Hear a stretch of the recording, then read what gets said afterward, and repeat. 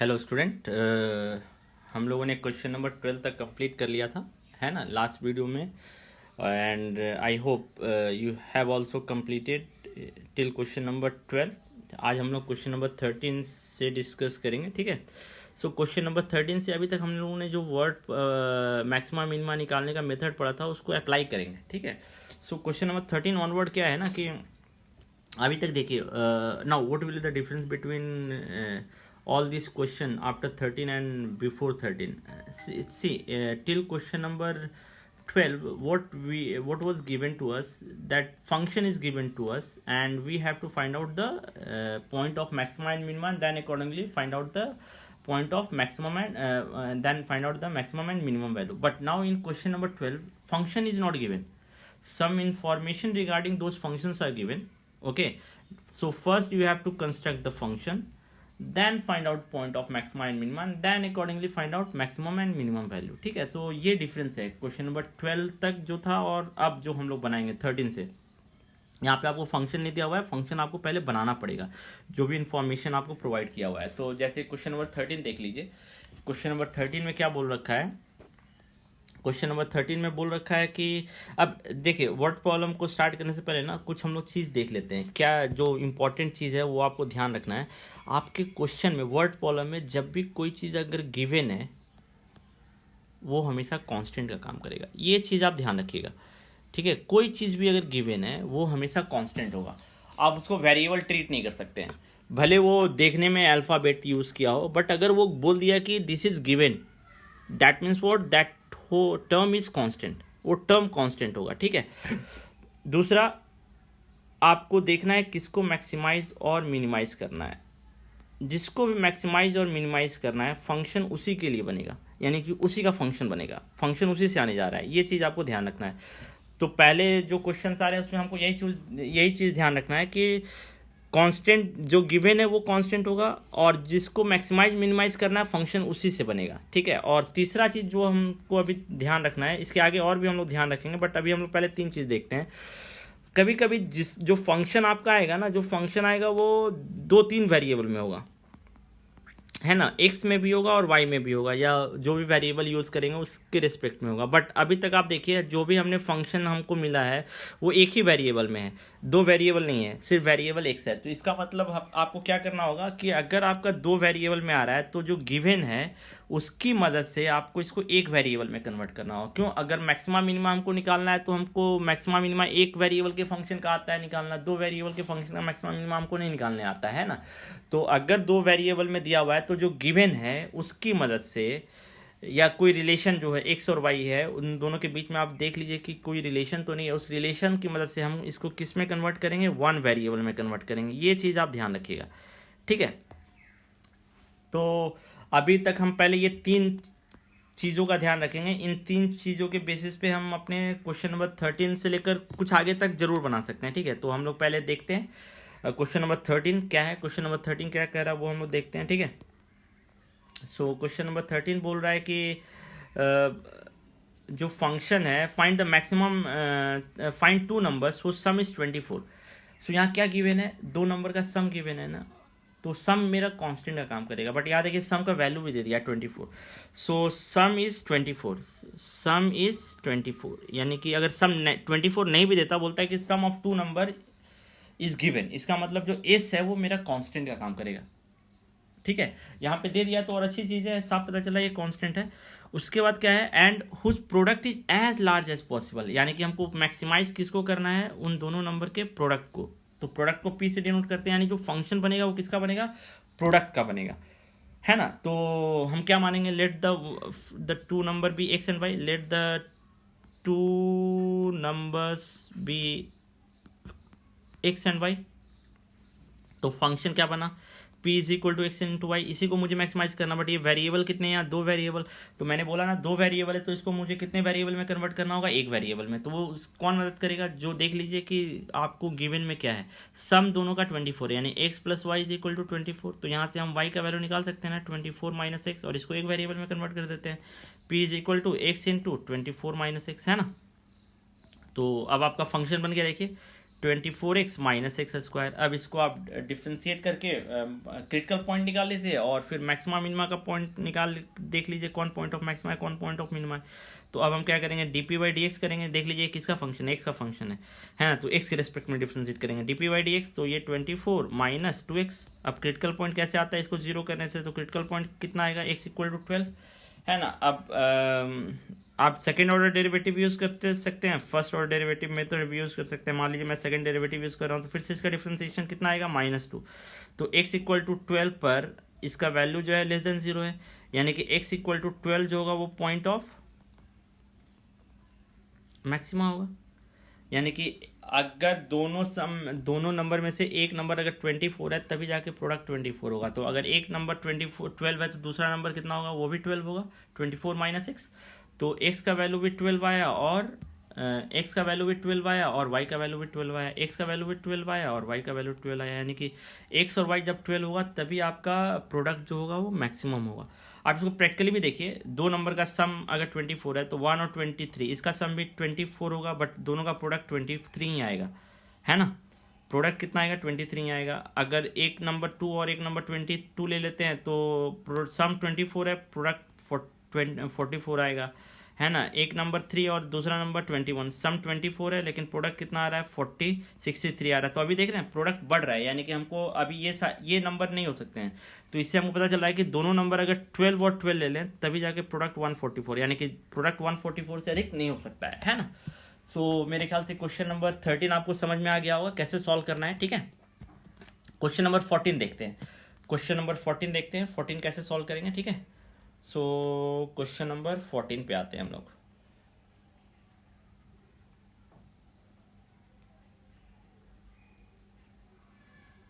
Okay, so question number 14 मेरे ख्याल से 13 के जैसा ही, you can easily solve it. I don't think that there will be any problem, है ना।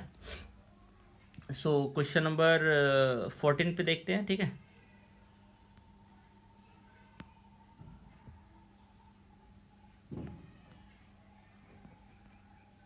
हमेशा आपको देखना है कि क्या गिवन है, वो कांस्टेंट होगा जो, और जिसको मैक्सिमाइज मिनिमाइज करना है फंक्शन उसी से बनेगा। इस चीज़ का आप बस ध्यान रखिए, ठीक है। Then you can easily solve it. Okay, so question number 14 देखिए। The two positive number x and y such that x plus y 60। दो पॉजिटिव नंबर है जिसमें x और y का सम कितना है, 60 है, और x y Q is maximum, यानी हमको इसको मैक्सिमाइज करना है।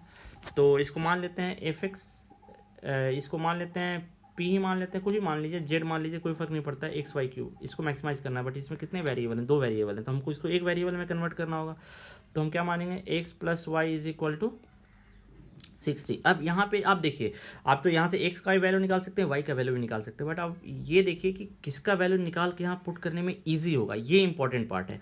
अब आप देखिए, अगर y का वैल्यू निकालेंगे तो वो क्यूब के अंदर चला जाएगा, तो वो एक टिपिकल पार्ट हो गया ना। तो बेहतर यहाँ से किसका वैल्यू निकालना है, x का वैल्यू। ये भी चीज़ आपको ध्यान रखना है कि किसका वैल्यू निकाल के पुट करने में हमको कैलकुलेशन करने में आसानी होगी। तो एक यहाँ x का वैल्यू निकाल के पुट करके कैलकुलेट करना अधिक आसान है। p is equal to 60 minus y into y cube. ये देखिए, ये कैलकुलेशन अधिक ईजी है in comparison to if you find out the value of y and then you substitute the value of y, then it will be little bit typical. I'm not saying that you cannot solve it, but obviously calculation wise it will be little bit typical than this one. Okay, इस case में देखिए आप multiply भी easy कर सकते हैं, वहाँ पे आपको एक्सपैंड करना पड़ता है अगर आपको मल्टीप्लाई करना होता है। तो अब p का वैल्यू क्या हो जाएगा, 60 y cube minus y raise to the power 4। अब आप क्रिटिकल पॉइंट निकाल के आप पॉइंट ऑफ मैक्सिमा मिनिमा निकाल सकते हैं। आपको मैक्सिमाइज करना है ना, तो ऑब्वियसली पॉइंट ऑफ मैक्सिमा ही निकालना है। मिनिमा निकालने के बाद भी हम मिनिमा को यूज़ नहीं करेंगे, क्यों, आपको मैक्सिमा का वैल्यू, मैक्सिमम वैल्यू चाहिए, है ना। तो अब यहाँ पे d p by d x, d p by d y करेंगे, क्यों, ये वाई का फंक्शन है, ये चीज़ ध्यान रखिए। तो ये कितना हो जाएगा, 180 y square minus 4 y cube. अब इसको फैक्टराइज करेंगे तो 180 में से 4 कॉमन आ जाएगा, वाई स्क्वायर कॉमन आ जाएगा, तो कितना बचेगा, 4 4 जा 16, 4 5 जा 20 माइनस वाई। सो वाई का वैल्यू या तो 0 होगा या तो वाई का वैल्यू 45 होगा, है ना। ये आपको निकल गया। अब d p by d y, मेरे ख्याल से हम इसको फर्स्ट डेरिवेटिव टेस्ट से बनाते हैं। नंबर लाइन पे पुट करते हैं 0 और 45, इधर से एक वैल्यू लेते हैं 46, ये नेगेटिव हो जाएगा, तो ये नेगेटिव हो गया, है ना। और 45 पे और पावर है तो ये पॉजिटिव हो जाएगा, और 0 0 इससे आए, इस पर इवन पावर है तो ये पॉजिटिव ही रहेगा। तो 0 जो है वो पॉइंट ऑफ इन्फ्लेक्शन हो गया, हमको तो इसकी ज़रूरत नहीं है। लेकिन ये जो है ये पॉजिटिव से नेगेटिव जा रहा है ना, पॉजिटिव से नेगेटिव जा रहा है, तो पॉजिटिव से नेगेटिव जाता है तो ये क्या होता है, पॉइंट ऑफ मैक्सिमा, यानी कि जो आपका P है वो मैक्सिमम कब होगा, 45 पे मैक्सिमम होगा। तो P का वैल्यू, Y का वैल्यू 45, तो X का वैल्यू कितना होगा, X का वैल्यू आपका हो जाएगा, दोनों का सम दिया हुआ था ना, दोनों का सम 60 दिया हुआ था, तो X का वैल्यू 15 हो जाएगा। लेकिन आपको निकालना क्या था, x y cube is maximum हो, तो मैक्सिमम कब होगा, मैक्सिमम ये कब होगा जब y का वैल्यू 45 और x का वैल्यू 15 होगा। और मैक्सिमम वैल्यू अगर पूछ दे तो मैक्सिमम वैल्यू कितना होगा, मैक्सिमम वैल्यू हो जाएगा 15 इंटू 45 का क्यूब, ये मैक्सिमम वैल्यू होगा, है ना। सो क्वेश्चन नंबर 14 भी आप सॉल्व कर सकते हैं, 15 भी वैसा ही है, 15 भी आप सॉल्व कर सकते हैं, 15 बहुत टिपिकल नहीं है, ठीक है। 16 भी वैसा ही क्वेश्चन है, ठीक है, 16 भी आप खुद से सॉल्व कर सकते हैं, ठीक है। तो मैं आपके लिए 15 और 16 दोनों क्वेश्चन होमवर्क के लिए छोड़ दे रहा हूँ, 15 और 16 आप खुद से सॉल्व कीजिएगा, ठीक है। अब आते हैं हम लोग 17 नंबर में, ठीक है। सो 17 नंबर भी एक इम्पॉर्टेंट क्वेश्चन है आपके लिए, ठीक है। 17 नंबर एक इम्पॉर्टेंट क्वेश्चन में से है, ठीक है, ये एग्जाम में भी बहुत बार आया है। तो 17 क्वेश्चन नंबर जो है वो आप देखिए अभी, 17 क्वेश्चन नंबर, ठीक है। So question number 17, so question number 17 क्या बोल रहा है, a square piece of tin of side 18 centimetre, ठीक है। एक स्क्वायर पीस का एक टिन है जिसका शेप जो है स्क्वायर का है, और उसके साइड कितने हैं, उसके साइड जो है 18 सेंटीमीटर है, is to be made into a box without top. और इस स्क्वायर टिन से हमको एक बॉक्स बनाना है जिसका टॉप नहीं होगा। By cutting a square from each corner and folding up the flaps to form the box, okay, what should be the side of the square to be cut off so that the volume of the box is the maximum possible। तो ये question आपसे बोल रहा है कि क्या कितना हम स्क्वायर में से कट कर दें कि हमको जो वॉल्यूम मिल रहा है वो मैक्सिमम वॉल्यूम मिल जाए, है ना, यही क्वेश्चन है। तो इस क्वेश्चन का पहले हम लोग क्या बनाते हैं, डायग्राम। डायग्राम हमेशा इंपॉर्टेंट है आपके इस चैप्टर में, डायग्राम आपके लिए इंपॉर्टेंट है, ठीक है। सो इस क्वेश्चन का डायग्राम हम लोग बनाते हैं। डायग्राम क्या बोल रहा है कि एक स्क्वायर है ना, एक स्क्वायर शेप का टिन है, और इसका साइड जो है वो कितना है, 18 है, 18, इसका साइड जो है वो 18 दे रखा है ऑलरेडी, है ना, इसका साइड जो है वो 18 सेंटीमीटर है। अब इस स्क्वायर टिन से हमको एक बॉक्स बनाना है जिसका टॉप नहीं होगा, और कैसे बना रहे हैं, cutting a square from each corner, हर एक कॉर्नर से हम एक स्क्वायर कट कर ले रहे हैं, हर एक कॉर्नर से हम एक स्क्वायर कट कर ले रहे हैं। अब ये स्क्वायर का लेंथ हमको नहीं दे रखा है, कितने लेंथ का हम स्क्वायर कट कर रहे हैं, बट ये बोल रहा है कि जो बॉक्स बनेगा वो ऐसे ही बनेगा, हर एक कॉर्नर से हम एक स्क्वायर कट कर लेंगे, ठीक है। तो अगर कट कर लेंगे इस पोर्शन को, अगर हम कट कर लेंगे तो ये कैसा दिखेगा वो ऑब्जर्व कीजिए। अब आप स्क्वायर अगर हम कट कर लेंगे तो ये ऐसा दिखेगा, है ना, ये ऐसा ही दिखेगा ना, ये ऐसा ही दिखेगा। तो आपका जो स्क्वायर शेप का टिन था वो कन्वर्ट हो गया इस शेप में। अगर हमने हर एक कॉर्नर से स्क्वायर कट कर लिए तो ऐसा कन्वर्ट हो जाएगा। अब क्या होगा कि आप इस फ्लैप को मोड़ सकते हैं, इस फ्लैप को, ये वाला जो पोर्शन है, ये वाला जो पोर्शन है, ये वाला जो पोर्शन है, इसको आप हाइट में कन्वर्ट कर सकते हैं। ये वाला पोर्शन भी हाइट में कन्वर्ट हो जाएगा, ये वाला पोर्शन भी हाइट में कन्वर्ट हो जाएगा, और ये वाला पोर्शन भी आपका हाइट में कन्वर्ट हो जाएगा, है ना। तो कैसा शेप बनेगा वो आप ऑब्जर्व कीजिए। अब ये जो शेप होगा ये इस शेप में आ जाएगा, सॉरी, ये शेप जो होगा इस शेप में आएगा, है ना, ऐसा शेप तैयार होगा आपका बॉक्स का, ठीक है, इस शेप में आपका बॉक्स तैयार होगा, है ना, इस शेप में आपका बॉक्स तैयार होगा, और इसका टॉप नहीं है ना। ये वाला पोर्शन बॉटम होगा, ये बॉटम का पोर्शन हो गया, ये बॉटम वाला पोर्शन होगा, है ना, और ये जो है ये हाइट क्रिएट कर रहा है, ये हाइट क्रिएट कर रहा है ना। तो अब आप देखिए कि आपको नहीं दिया हुआ है कि कितने ये जो साइड स्क्वायर हमने कट किया कितने लेंथ का, तो लेकिन हमको जो भी स्क्वायर लेंथ कट करे, ये जो बॉक्स बन रहा है इसका वॉल्यूम हमको क्या करना है, मैक्सिमाइज करना है। क्वेश्चन ये पूछा हुआ है ना, that what should be the maximum volume, ठीक है, volume of the box is maximum. तो अब आप देखिए यानी कि आपको क्या मैक्सिमाइज करना है, बॉक्स आपका वॉल्यूम, यानी कि जो मेरा फंक्शन बनेगा वो वॉल्यूम का बनेगा, फंक्शन इसी से बनेगा, ये ध्यान रखिए। तो अब आप क्या मानेंगे, let the side of the square to be cut off from the square tin is x centimetre. जो हम लोग साइड कट कर रहे हैं, let the side of the square which is to be cut off from the tin, from the tin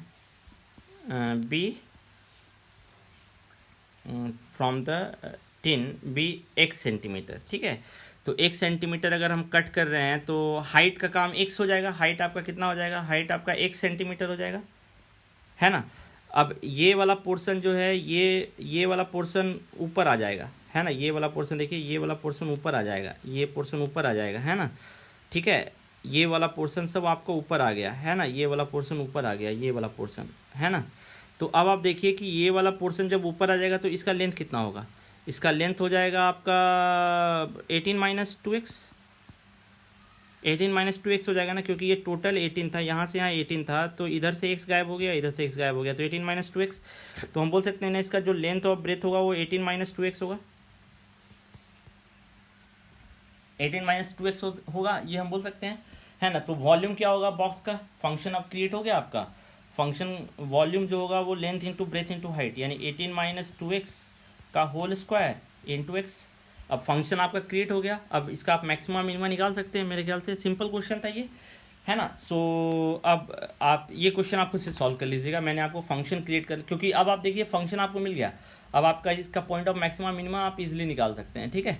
तो question number 17 जो है वो आप सॉल्व कर सकते हैं। 18 हम लोग देखते हैं, क्वेश्चन नंबर 18 क्या है, ठीक है। 18 क्वेश्चन नंबर देखते हैं, ठीक है। क्वेश्चन नंबर 18 क्या बोल रहा है, 18 भी बिल्कुल वैसा ही है। सो 18 नंबर आप खुद से सॉल्व कीजिएगा। यहाँ रेक्टेंगल हो गया है स्क्वायर की जगह पे, ठीक है, ठीक है। तो 18 नंबर आप खुद से सॉल्व कीजिएगा।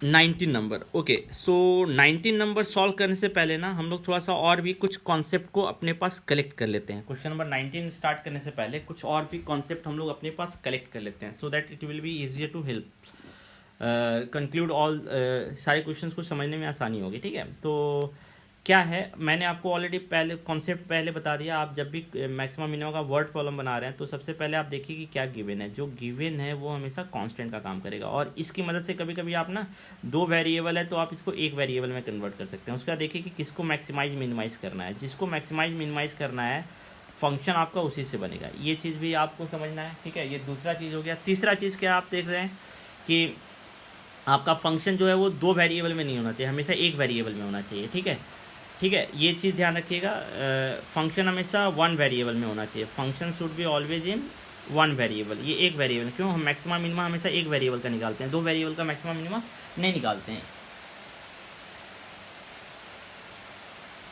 इस चीज़ को ध्यान रखिएगा। अब चौथी चीज़ क्या है वो देखिए, कभी कभी ना आपको कुछ प्रूफ भी करने बोल देगा कि after maximize minimize proof this. तो ये जो प्रूफ करने वाला पार्ट है ना, ये आप मैक्सिमम मिनिमम निकालने के बाद करेंगे, यानी कि सेकंड स्टेप आपका जब फंक्शन का पॉइंट ऑफ मैक्सिमम मिनिमम निकल जाएगा तब हम जो चीज़ भी प्रूफ करने बोला वो प्रूफ करेंगे। ये आपका चौथा पार्ट आता है कभी कभी, ठीक है। तो ये कोई भी मैक्सिमम मिनिमम के प्रॉब्लम में ना ये तीन पार्ट तो रहते हैं, चौथा पार्ट कभी कभी किसी में रहता है किसी में नहीं रहता है। अभी तक हमने जितना भी देखा उसमें नहीं रहता है, लेकिन अब देखिए आप क्वेश्चन नंबर 20 में देखिए, क्वेश्चन नंबर 20 में आपको ये चौथा पार्ट भी है। So that a right circular cylinder of, okay, मेरे ख्याल से 20 में नहीं है, सॉरी 19 में देखिए, 19 में है ये, 19 में जो फोर्थ वाला पार्ट है वो भी है, कुछ प्रूफ भी करने बोला है।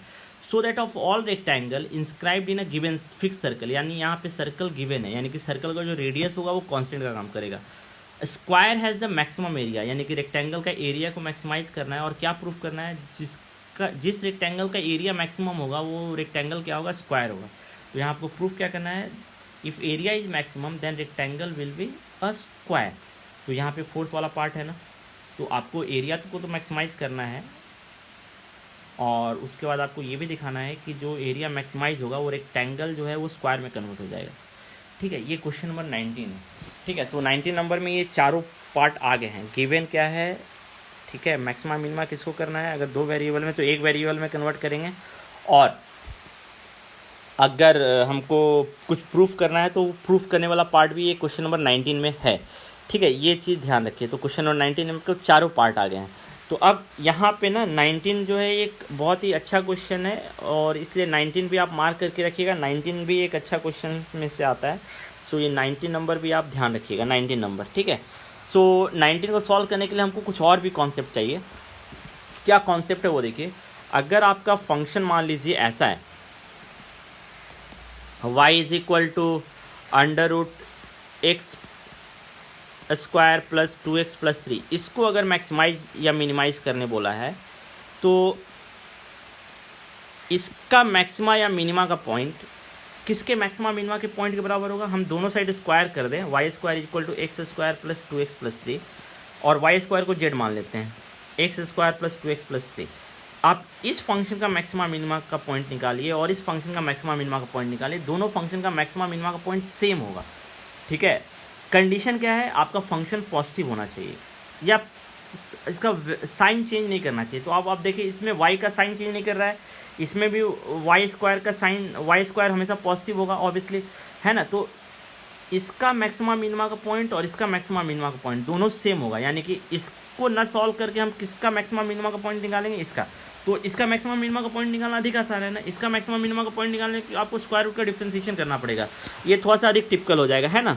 तो उससे बेहतर क्या है, आप इसका मैक्सिमा मिनिमा का पॉइंट निकालिए, ये एक इंपॉर्टेंट पार्ट है। तो क्वेश्चन नंबर 19 में ना हम लोग इस कॉन्सेप्ट का भी यूज़ कर रहे हैं। ठीक है, तो क्वेश्चन नंबर 19 में क्या बोल रहा है वो देखिए। क्वेश्चन नंबर 19 आपको बोल रहा है कि हमारे पास एक रेक्टेंगल है जो एक सर्कल में इंस्क्राइब्ड है, और स्क्वायर, तो जितने भी रेक्टेंगल सर्कल के अंदर इंस्क्राइब्ड होंगे ना, तो स्क्वायर का सबसे बड़ा एरिया होगा, है ना। तो एक रेक्टेंगल है, एक सर्कल है, और इस सर्कल के अंदर रेक्टेंगल इंस्क्राइब्ड है। बहुत सारे रेक्टेंगल इंस्क्राइब्ड हो सकते हैं इस सर्कल के अंदर, है ना। तो हमको इन सारे रेक्टेंगल में से उस रेक्टेंगल को पता करना है जिसका एरिया मैक्सिमम होगा, और एरिया को मैक्सिमम करने के बाद हमको क्या दिखाना पड़ेगा, जिस रेक्टेंगल का भी एरिया मैक्सिमम होगा वो रेक्टेंगल एक स्क्वायर में कन्वर्ट हो जाएगा। देखिए, बहुत सारे रेक्टेंगल है ना एक सर्कल के अंदर इंस्क्राइब, तो उन सारे रेक्टेंगल्स में से आपको पहले तो रेक्टेंगल का एरिया मैक्सिमाइज करना है, यानी कि जो एरिया है जो फंक्शन बनेगा इसी का बनेगा,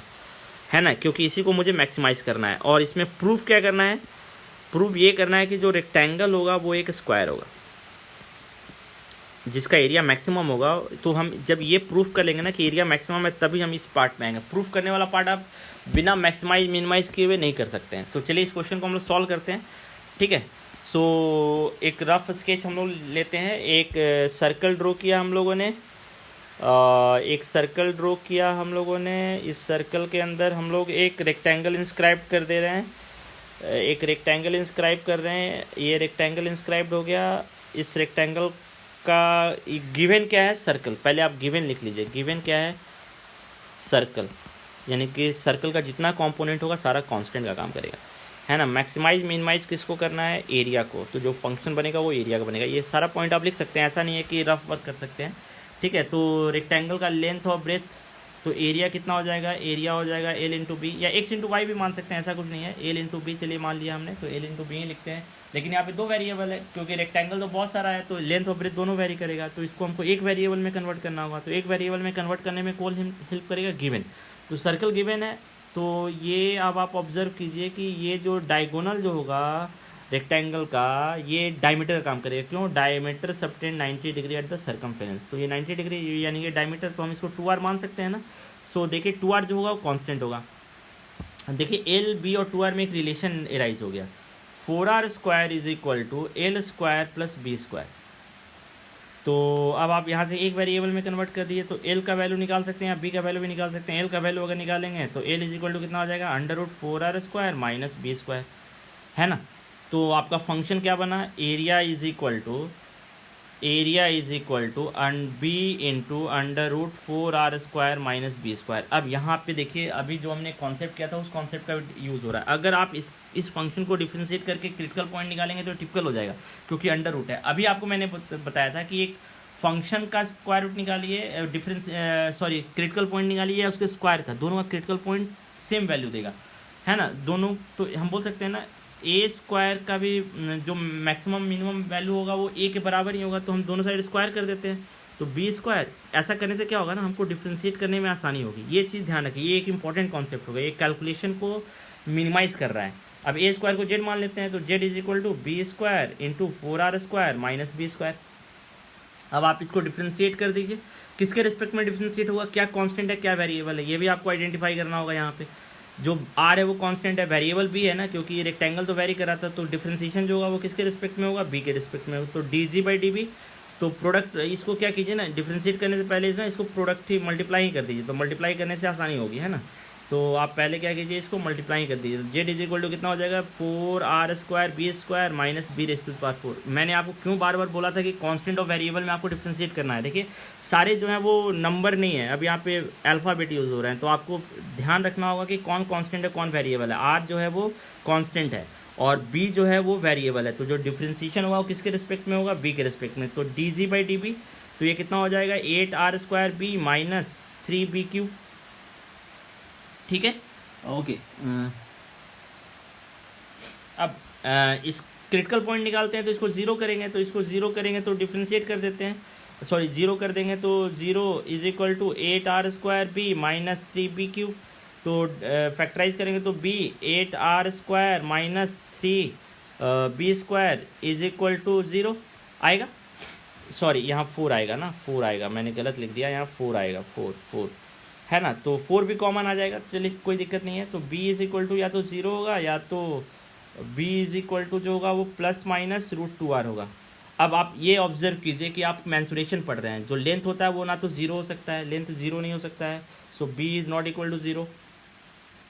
अब आप देखिए यहाँ क्रिटिकल पॉइंट 3 आया, बट इसमें हम कुछ क्रिटिकल पॉइंट को नेगलेक्ट कर सकते हैं। b is not equal to 0, दूसरा b नेगेटिव भी नहीं हो सकता है, तो एक ही पॉसिबिलिटी है, b जो होगा √2r होगा। अब हमको दिखाना होगा कि ये जो लेंथ अगर इतना होगा तो इसका एरिया जो होगा इस लेंथ पे मैक्सिमम होगा। तो एरिया मैक्सिमम होने का मतलब है ए स्क्वायर मैक्सिमम होगा, ए स्क्वायर मैक्सिमम होने का मतलब है जेड मैक्सिमम होगा। तो आप जेड का साइन देख लीजिए कि जेड मैक्सिमम कब होगा, यानी कि d square z by d b square negative आना चाहिए इस पर।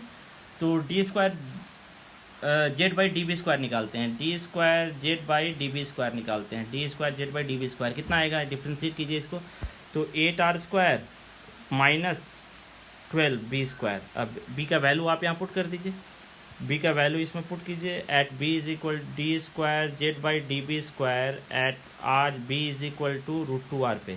तो 8r square minus 12 into 2r square, तो ये कितना हो जाएगा, नेगेटिव आ रहा है ना 824, तो minus 16r square less than, तो हम बोल सकते हैं ना z is maximum at b is equal to √2r। Z अगर मैक्सिमम होगा तो हम बोल सकते हैं जेड स्क्वायर भी मैक्सिमम होगा, जेड अगर मैक्सिमम होगा इसका मतलब a square is maximum at, हम बोल सकते हैं ये चीज़, at b is equal to √2r। अगर b square a square maximum होगा तो a is also maximum at b is equal to √2r। तो हमको पता चल गया a मैक्सिमम होगा जब b का वैल्यू √2r होगा। हमको ये प्रूफ करना था, तो एक मैक्सिमम हो गया ये। अब अगर a मैक्सिमम है तो हमको दिखाना है जो रेक्टेंगल होगा वो हमारा स्क्वायर होगा। तो हमको यानी कि स्क्वायर दिखाने के लिए क्या दिखाना पड़ेगा, लेंथ और ब्रेथ इक्वल, तो ब्रेथ तो हमको निकल गया √2r है। अब आप लेंथ निकाल सकते हैं, लेंथ कितने के बराबर आ रहा था, लेंथ इज इक्वल टू था √4r square minus b square, यही था लेंथ का वैल्यू। तो लेंथ का वैल्यू भी निकाल लीजिए, लेंथ का वैल्यू कितना आ रहा है, सो ये आ रहा है आपका √4r square minus 2r square, सो ये भी मेरे ख्याल से √2r ही आ रहा है। तो प्रूफ हो गया ना। So length equal to breadth, length equal to breadth and which is equal to √2r। तो प्रूफ हो गया a is maximum when rectangle is square, rectangle is square. तो जो आपके क्वेश्चन में पूछा गया था वो कंप्लीट हो गया। सो यहाँ तक पहले आप कंप्लीट कीजिए, मेरे ख्याल से यहाँ तक बहुत सारा कॉन्सेप्ट हम लोगों ने देख लिया। अगर आप चाहते हैं तो खुद से क्वेश्चन नंबर 20 ट्राई कीजिएगा, ठीक है, 20 ट्राई खुद से कर सकते हैं आप, ठीक है। और उसके बाद हम लोग उसके आगे का क्वेश्चन डिस्कस करेंगे, पहले क्वेश्चन नंबर 20 तक खुद से ट्राई कीजिए, ठीक है।